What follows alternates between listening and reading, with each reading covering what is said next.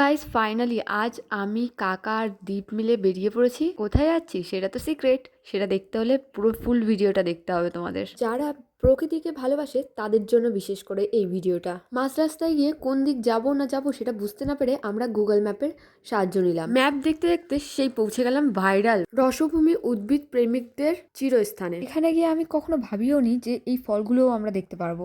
ড্রামের ভিতরে বসিয়ে বসিয়ে রেখেছে এই গাছগুলো, যার কারণে পুরো গাছে ফল ধরেছে। উনাদের শুধু একটাই নার্সারি নয় গো, উনাদের দুটো নার্সারি আর একটা জমিতে ছিল, যেটা আমরা পরে যাব। আর এটা হচ্ছে রাস্তার সাইডে।